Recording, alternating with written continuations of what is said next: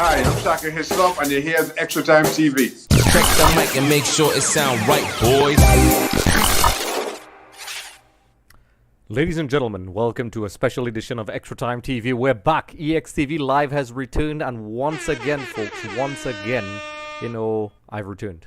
I have returned to try to give you all the trending news. Like I said, I'm going to try to do this all on my own. There's a whole bunch of tech here that you can't see. We're also doing some upgrades on the studio. But EXTV is back. And like I said, you can like and subscribe on YouTube. We'll be having this weekly. You can comment in the comment section below and interact. It's very engaging. We are trying to get people to interact. It really helps the channel grow. And it continues to help us to keep doing these shows. I'd like to say a special thank you to all our fans around the world. And, a special thank you to the fans specifically for the Argentina video that is at 0.6 million views and growing. It's on Facebook. And the request to do the full video by everybody has been done. There's another video we'll do as well, which, we love the support that we got globally, especially from the people from Argentina. So it's absolutely brilliant to have such support from everybody around the planet. So we have this in topic form. We'll put time codes when this is done, where you could jump to the topic of your choice. Like I said, you could comment in the comment section below, like, subscribe, share, check us out on Facebook, Instagram, Twitter, and on Twitch. We also have lots of different content coming up. We also have our short form content, and also an audio version of this will be available on Spotify. So we'll put links in the description below to check that out. So folks, once again, we're going to head into our first topic today. Trinidad and Tobago with Nicaragua in Tobago a couple days ago. Everybody knows this. The aim was for Trinidad and Tobago to head to the League A of the Concacaf Nations League. Unfortunately, that did not happen. I wrote on extvmedia.com a little bit of a rundown of how important it was us to top this group for many reasons. The first one would be getting to the directly qualified to the Gold Cup, also getting promoted to League A of the Concacaf Nations League. We were relegated to League B, which unfortunately we still are in. And then also it would have enabled us to possibly qualify for the Copa America in the States in 2024. Unfortunately, that did not happen. I'm not going to do a massive recap on the game, but a lot of people here, I'm going to have to pull up my points because, there's so much things. And folks, forgive me, multitasking to do this. Everybody's talking about the disallowed goal in the dying minutes of the game from Marcus Lobo Joseph, who used to play for Central FC. Now he plays in India. If you look at my stream, which is hilarious, by the way, I had a watch along, which was great. Once again, I'd like to thank everybody, and I did not forget those people that participated. We will be doing our draw for the prize of a jersey of your choice, football jersey, kind of like this. This is the Argentina World Cup jersey with the 3 stars and the patch and so on. I'll put a link in the description below where you can get those, but we'll be doing a giveaway and a random draw. So that was great. Check that out. My reaction was initially like a typical fan. I was angry, but when I look back, it was pretty obvious that it was a handball. I know you can debate it. I would have loved for it not to be a handball, but it was. Marcus Joseph, I thought there was another fairy tale ending, like when we were the women's national team in Tobago and we got that last minute goal. I was like, wow, can this happen twice? And head over to TikTok. We'll have the hilarious reaction as well, and that and other things, and cool snippets from these interviews as well, extras that you don't get here as well. So we have so much content. Unfortunately, we got a draw in the end. Jovan Jones getting a penalty. And, Garcia had said what he had to say about the game and so on. The head coach of Trinidad and Tobago. I think Nicaragua did exactly what they needed to do. But to be fair, I think in the first half, we looked pretty promising. But, this actually, I would even say dangerous. Because Trinidad and Tobago has, in the past, attacked teams. We have a lot of speed, a lot of creativity, a lot of athleticism. However, finishing has always let us down. It has always let us down. It's not like we didn't have great strikers in the past. Dwight York, Stern John, Kenwin Jones, just to name a few. But somehow, we just don't get that finishing, touch. It even happened with the women's team as well. They dominated and eventually we snatched an equalizer in the end. But it's the same thing here. We did not take our chances. And I think truly I think the deciding factor for the game was when the substitutions were made in the 60th minute. I think the team really turned around. I'm going to try to pull out some stats here real quick while we're talking. But I really think that's where the game was kind of won and lost. I think Ovre is fantastic. A little bit of a discovery that kind of came out of nowhere. But I'm a fan of Winchester. Now, there's two Winchesters. This is the one from who played for Central FC. He didn't have much of an impact in the game. I think he's more effective out wide because of his pace. I think Angus tried him as a false 9. Didn't really work out. And when Ovre and Angeron and those guys came off, and Rampersad as well, I think we completely lost the midfield. And, while we may not like it, Nicaragua basically had the tactics that you would do in an away game. They were very disruptive. They slowed the game down to the pace that was comfortable for them. Yes, it was theatrical. Nobody likes that. But, it's an away game, and they did enough to get the result in the end. And unfortunately, it is what it is. But silver lining, folks. Silver lining. There is a silver lining. And, people are shocked that there is a silver lining. Because when I mentioned there was a silver lining, a lot of people were like, responding to me like, what am I talking about? What am I saying is that Trinidad and Tobago can still qualify for the World Cup via the World Cup prelims. Recently the TTFA released, the way we can get there. Let me try to pull that up really quickly. Like I said, folks, bear with me. I'm trying to multitask here, and I think I'm doing an okay job so far. Also, you can let me know how the audio is sounding. So I'm going to pull that up real quick. But we can qualify with the possibility. We have to play one game and then face Guyana. So let me pull that up real quick from the TTFA's official site. So here we go. So the Gold Cup prelims in round 1, which begin on June 16th to the 17th. Trinidad and Tobago to plays yet. I don't know the opponent yet. And Guyana. The winner of each game there. So Trinidad, the winner of that game will face the winner of the Guyana, whoever Guyana faces. A lot of people are going under the assumption that it's just going to be a Trinidad versus Guyana. I believe that's the wrong attitude. I think we haven't earned that right to be cocky yet. I think there's confidence. So there's a lot of things to look forward to with Trinidad and Tobago. And I really think that, that we need to be calm and understand that it's not ideal. It's not ideal that we have to qualify. I think we're good enough that we could have gone directly to the Gold Cup. So, a lot of people are giving their thoughts. My thoughts is that we can get to the Gold Cup. And I think, we have a decent base of players that started with Terry Fennick. And a lot of people picked on him and criticized him. That's their right. But I really think that a lot of foundations were built, and it was very difficult to run a national team during a pandemic. And I think we're seeing some of the foundations, whether people like to admit it or not. A lot of people had a lot of things to say about Angus and so on. You could let me know what you think in the comment section below. What do you think about the tactics? Do you think it was okay? And we'll see how it goes. So we will keep doing that. We'll do a watch along. I may possibly go to the game as well. And we'll see how it goes. And hopefully, the Soko Warriors, as they are known, will do well. So, folks, before I move forward, I just want to say, I really appreciate everybody supporting us and continue to support us. Like I said, like and subscribe and comment in the comment section below. And, just let me know your thoughts. So let's head to the next topic. Yes, the TT Premier Football League has kicked off. And there was a lot of excitement because there hasn't been any real competitive football. There was the Ascension League, which ran for a short period of time. And, I have to mention some of the pros, and I wrote down my little notes here because it's a lot to manage. So before we talk about that, in case for those of you who are outside of Trinidad and Tobago, that's our new professional league. It's called the TT Premier League, and I'm going to read something directly from the TTFA website. The TT Premier Football League, TTPFL, is the new elite football league sanctioned and run by the Trinidad and Tobago Football Association. As you know, Trinidad and Tobago is currently run by a normalization committee right now. We formerly had the TT Pro League, which apparently nothing was going on.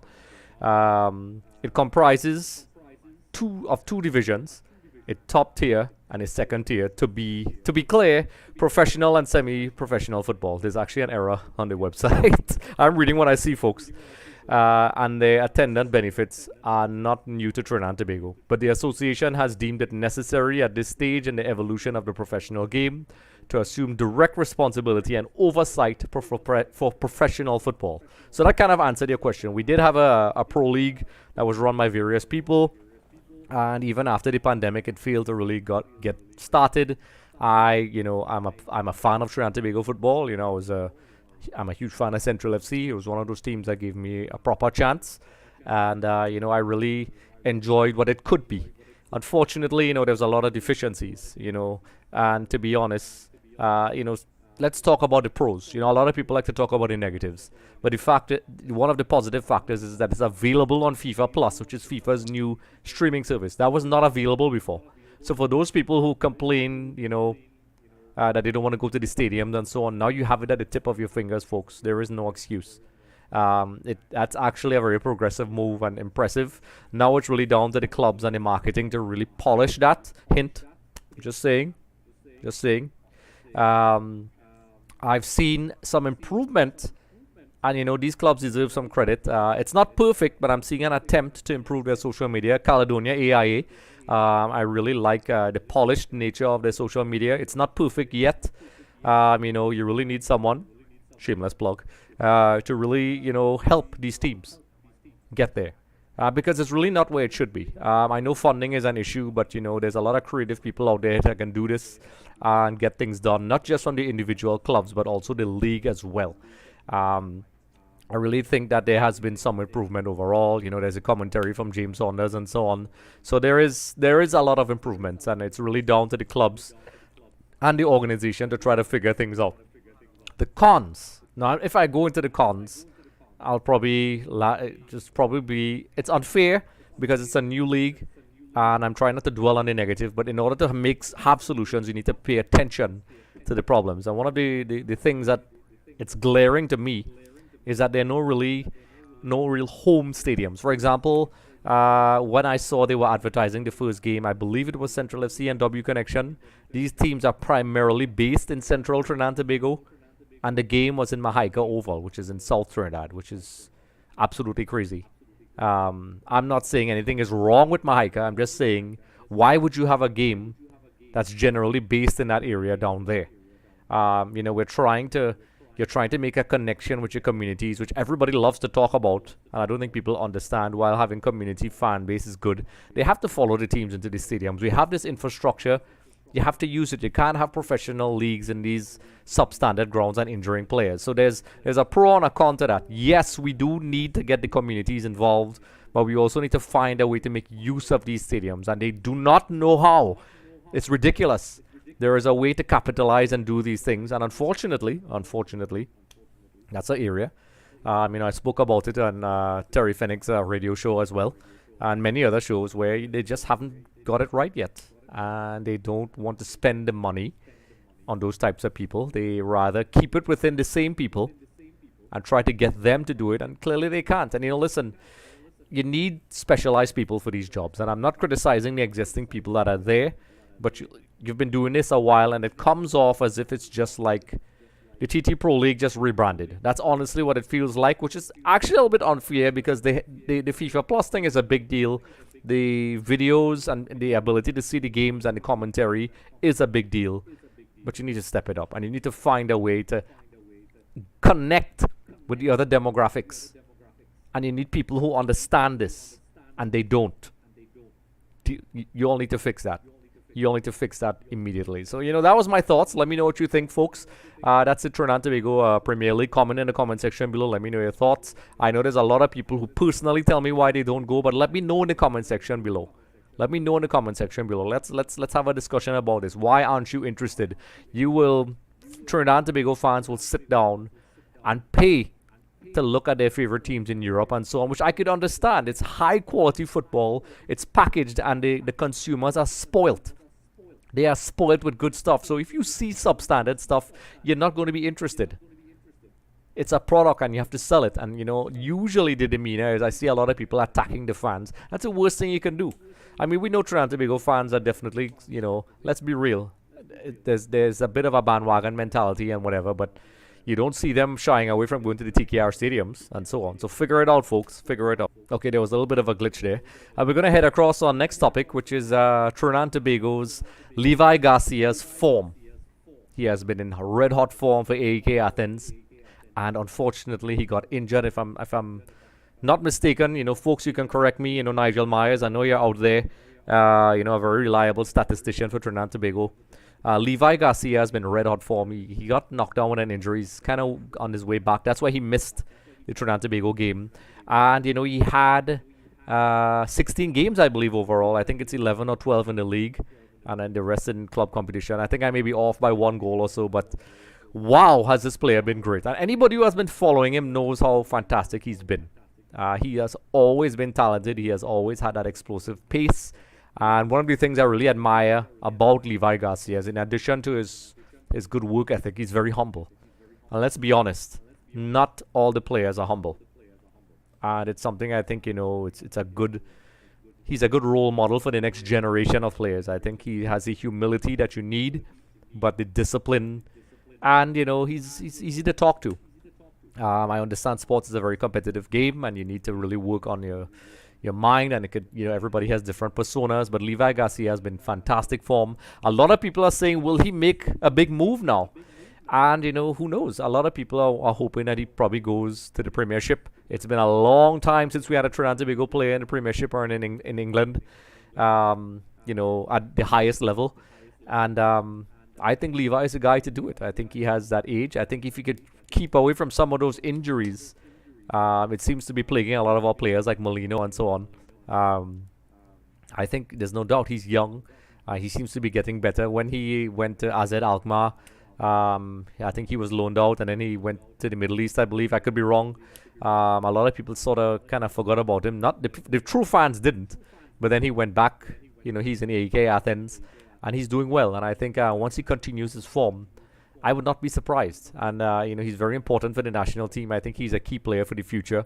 And it's good. And for those of you who don't know, who don't pay attention to Trinidad and Tobago football, he plays for AEK Athens, and they're doing really well. And, maybe I'm going to see if he's in the latest. I think he is in the latest FIFA, folks. So you guys, there are Trinidadians in FIFA. And I'll probably do my Trinis in FIFA, the FIFA 23 edition, when I get a chance. I have been really busy. It's been a lot of work for me. So, that's really exciting news for Levi Garcia. So, we're going to head across to our next topic. Barcelona. The Barcelona VP says that he has been in contact with Lionel Messi. Could this mean a return to Barcelona by Lionel Messi? Now, let's be honest, folks. Let's be honest. PSG is in a mess. Now, I see a lot of people are talking about why, of course, you have I don't even want to tap into these people because they're so toxic. There's the Cristiano Ronaldo and Messi argument thing. I love Messi, but the things some of these people say are just ridiculous, saying he's a flop and so on. Let's be honest. This is a team that contains Kylian Mbappe, Neymar, who's injured, of course, but they sold a lot of their key midfielders. They used to have Rabiot. There's no Leandro Paredes. Verratti is not in tip-top form. You have Marquinhos, who is okay. Sergio Ramos, to be fair, I think has actually been doing well, but they don't have a midfield. And if you just have like a bunch of guys who I think are okay, but you basically have a couple okay defenders, and then you have Kylian Mbappe, who does not track back. He does not. He's a very selfish player, very talented player, but he's very selfish. And he even said it for France, which annoyed a lot of people. And the way how Messi and Neymar plays, Messi has to drop extremely deep. People say he has to carry Barcelona. He has to carry this PSG team. And, if people are thinking Messi's the problem, they are in for a massive eye-opener when he leaves. Because PSG, even before, was struggling. And, they just don't have the right team structure. I did give some responses on Sportsmax and a couple other places, giving my thoughts why, while they had a perfect team, they had Angel Di Maria and these guys. That first season they signed Messi, they got rid of all these guys. These are quality players that could supply the ball up front. When you have players like Mbappe, Neymar, and Messi, you lose a lot because they are not, Messi and Mbappe in particular, are not known for tracking back.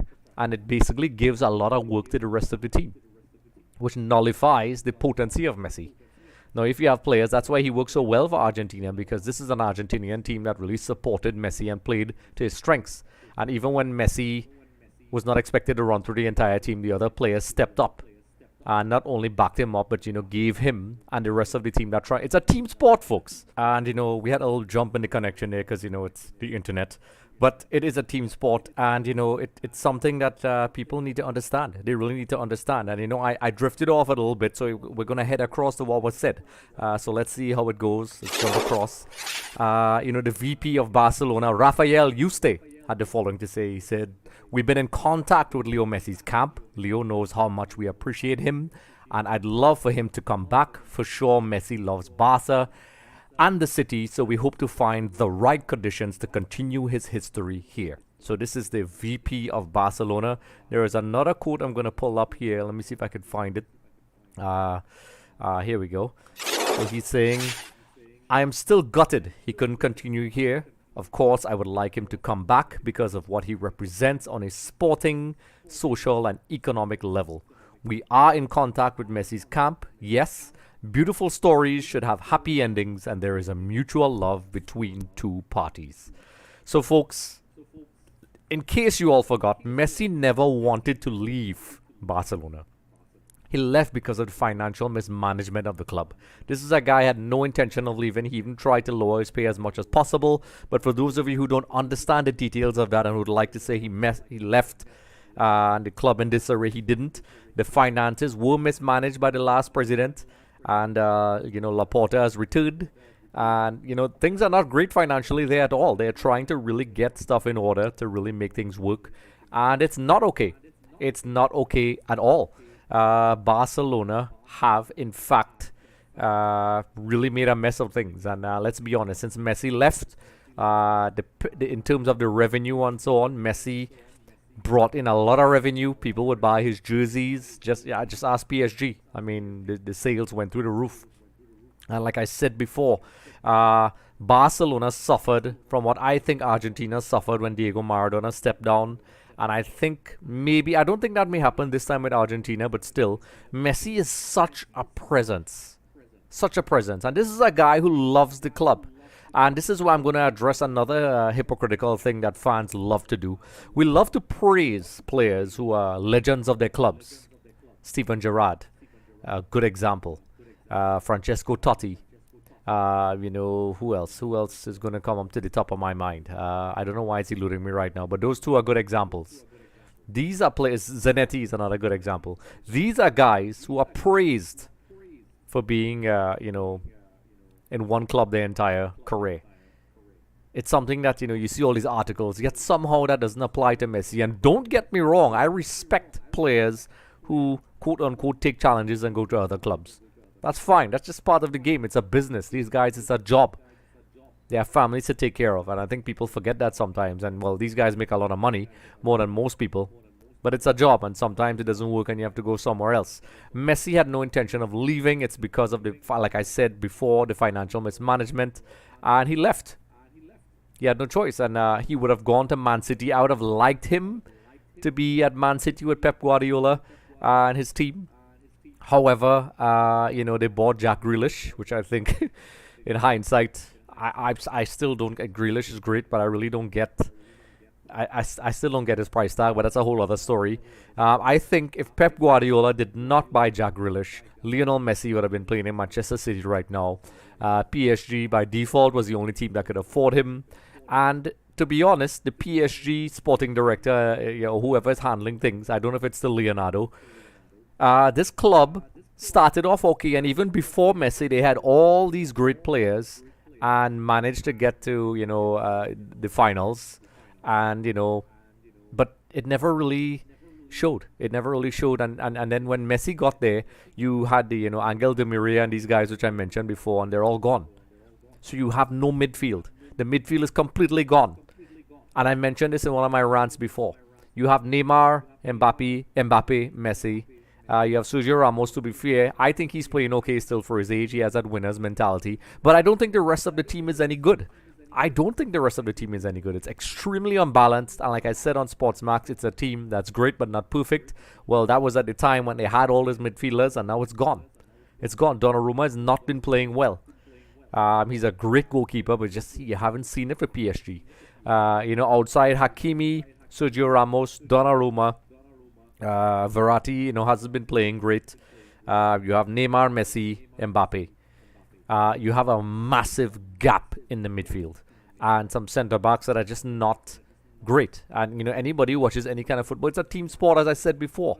So it is what it is. And I really think that Argentina and PSG and Barcelona are teams that you can see the parallels of how he's used. For Argentina, he has a squad around him that supports him and gets the best out of him because they do their role and in fact step it up sometimes.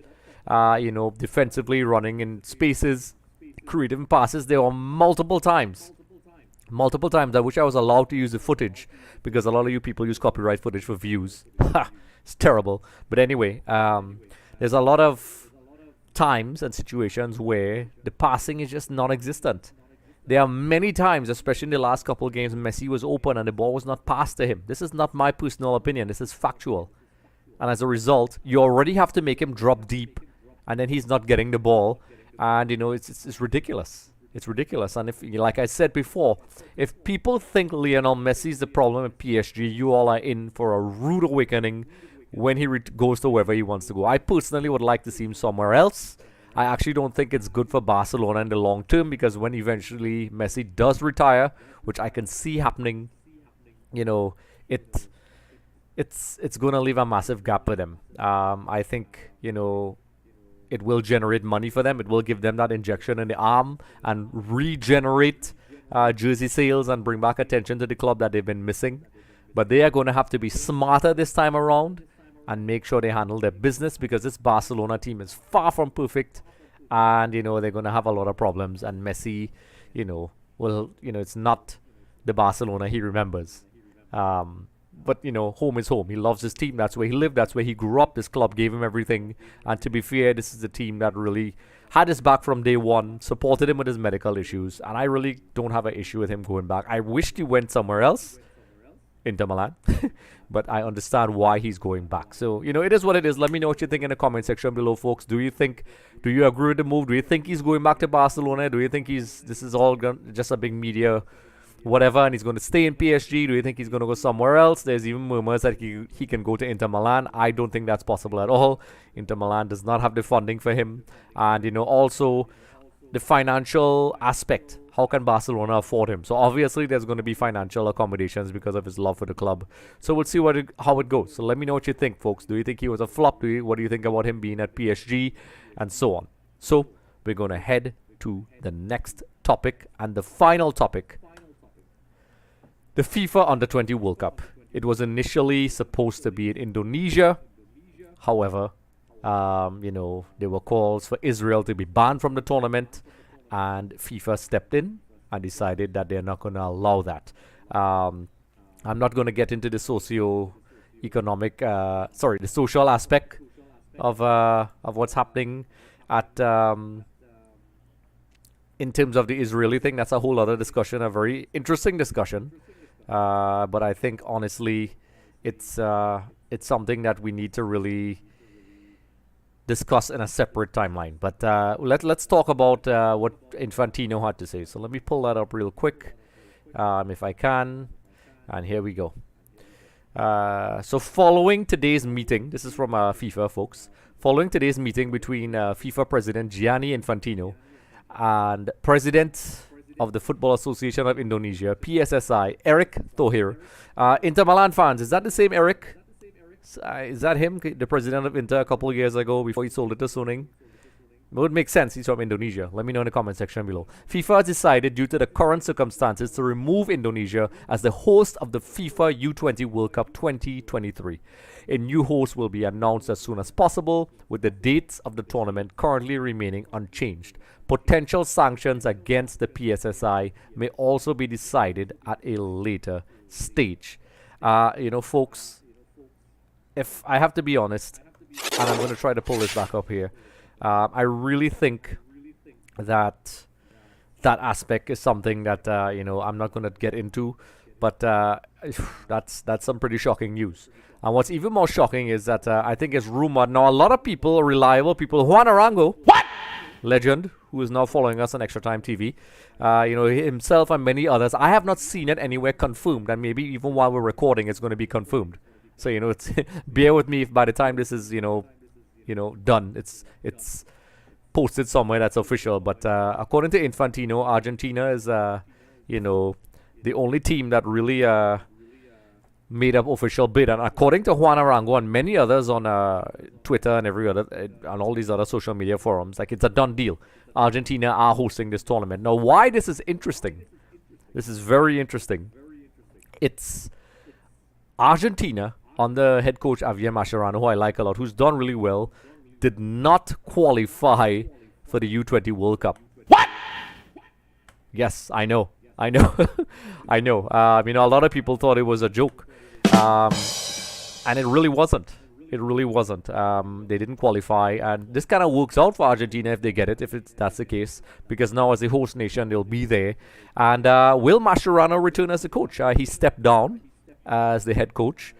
He was disappointed in himself. I think he was unnecessarily harsh. I looked at the games. Argentina created a lot of chances, and there were some goalkeeping errors. He is a young coach. I think he expected a lot, and it didn't happen. So Argentina, apparently, reportedly, are going to be the ones hosting it. I think Qatar, if I remember reading correctly, kind of possibly rumored. But according to Infantino, Argentina is the only one that gave a solid proposal, and it seems like they're going to get it. It's in 2023.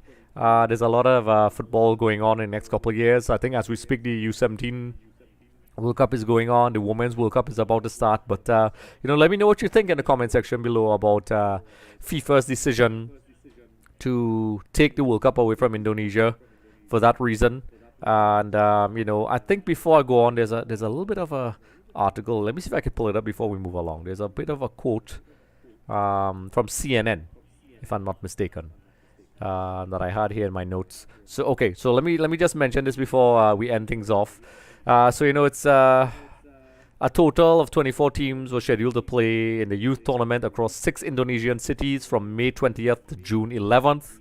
Israel have qualified for the first time. I'm going to pronounce his name incorrectly. Please forgive me. Arya Sinoliga. Please forgive me. A member of the PSSI Executive Committee told CNN on Thursday that FIFA's decision stemmed from the refusal by one regional Indonesian leader to host matches if Israel took part. So that is basically, I didn't see that on the FIFA side, but this is from on CNN, who's pretty reliable. So they just kind of confirmed that's what it was. I think FIFA mentioned they were kind of vague and said due to current circumstances. They didn't actually specify. So it is what it is. So folks, let me know what you think in the comment section below. What do you think about Argentina hosting the Under-20 World Cup, and generally your thoughts on everything overall? So folks, I'd like to say, a massive, what should I say? Congratulations to the team of Extra Time TV for basically, we've returned. We're doing some maintenance on the studio, and EXTV, I'm going to end this like how I started. Don't forget to like, subscribe, comment in the comment section below. We do random draws, so you get a prize. Usually it's a jersey of your choice, like this Argentina jersey with the 3 stars and the World Cup patch here. I love it. I'll put a link below if you want to get that, and many other jerseys. And in the random draw, you'll either get a copy of FIFA 23 or a jersey of your choice of team who you are following. So basically, be sure to continue to like and subscribe, follow us on Instagram, Twitter, and on Facebook, and continue to support us. And I want to say a special congratulations to all the fans who has taken one of our videos to 0.6 million views. 0.6 million views on Facebook with the penalty shootout from the World Cup that was shot when we did our World Cup shows at Smokey and Bunty's in Trinidad Tobago. And the analytics showed that it was from all over the world, and it's continuing to grow. And as requested, we have posted the full video uncut. You can take a look. We just kind of have the final with all the reactions. People I had some hilarious reactions in there, but it was beautiful. And the reactions from people was beautiful, that we can reach such a wide audience. And we're able to reach, according to the analytics, at least 1 million people and more, and we want to continue to do this type of content and reach out to people all around the world. I actually wanted to say a special thank you in Spanish, which I'm working on, which I'll try to do. We have the full version. It's on YouTube. We're going to put it on YouTube as well. It's on Facebook right now. I'll put a link in the description below, and you could comment and let us know what you think, and you get to decide the topics as well. We have time codes, so you could jump from the topics you want to listen to, especially in the busy world that we're living in. You know, in your car, wherever you're going, you just jump to that time code and you listen to the topic you want to listen to. And in the comments as well, we listen and you get to decide what we talk about. We listen to your questions, comments, and suggestions. And, you know, it's very interactive, very interactive. So once again, folks, I'd like to say, you know, a special congratulations to everybody, and a congratulations to the team and everybody else for really supporting the team at EXTV. And let's have a round of applause. Let's have a round of applause, folks. A round of applause for everybody. And I think that's where we'll end our show. So we'll be doing this weekly. And before you go, we'll be having audio versions of this on Spotify. So you can check that out as well when you're listening to your car and jamming to your tunes. You can purchase EXTV merch, and also we have links to products below. Use those links. All these things help the channel. I'd like to say once again, thank you. Be sure to continue to follow Extra Time TV, and we'll be doing this every week, all the time. Folks, once again, thank you for watching. Hi, I'm Shaka Hislop, and you're here at Extra Time TV. Check the mic and make sure it sound right, boys.